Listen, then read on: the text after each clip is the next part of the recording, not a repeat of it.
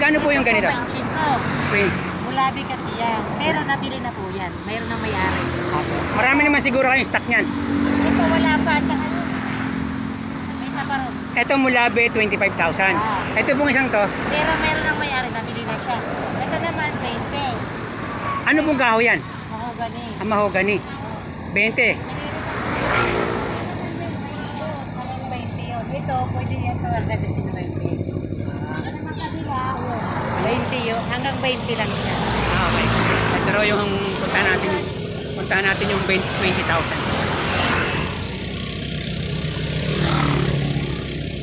Ito daw yung 20,000. Ito naman, 20 to ito hanggang 20. Anong kahoy naman po ito? Kasya. Akasya. Ano po yan? Hindi pa kasama ang bubong. Wala po. Pagka, Kami na maglalagay ng bubong niya. opo, pagka gusto nyo ng may bubong, dapat pasadya siya. Kasi yan, ang forma niya, talagang walang bubong. Wala. Pagka yung gusto nyo ng may bubong, gagawa natin yung talagang pwede siyang lagyan ng bubong. Kasi pag nilagyan nyo yan, nakaganyan ng mga kahoy yan at iba. Ay, yung mga lamesang pong yun. Tatlong upuan. Ito po, 22 hanggang 20 lang siya. Anong kahoy naman po yan? Pili.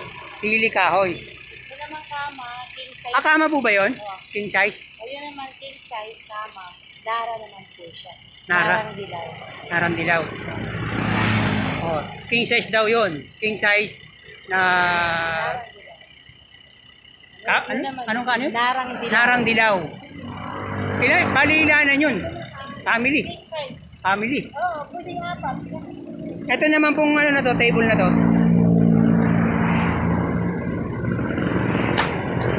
ito naman, 15. Anong kahoy yan ate? Para magandang kahoy yan Akasya daw yan.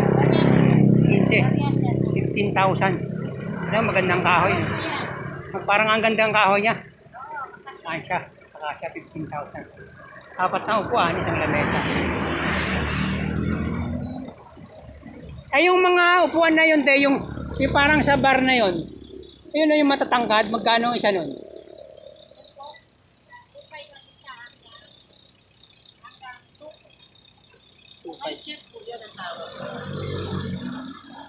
Kalimitan sa bar ginagamit yan O sa bar chair siya.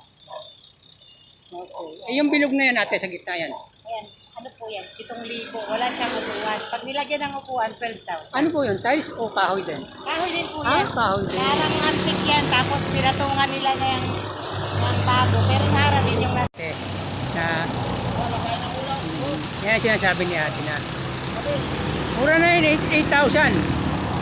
Wala 8,000. na mesa. Wala po siyang bangko. Pagka gusto niyo palagyan ng bangko, abot siya ng 12,000. Apat na upuan din po yan. 12. Mura mo naman Pag yung lamesa lang daw ay 7,000. Kasama yung umiikot na yun. So kahit 7, basta 7,000 kasama yung sa gitnang yun na pwede mong pag umiikot. Tapos pag nilagyan mo ng apat na upuan, 12,000 lang ang babagsakan yan. Ang total niyan, 12,000.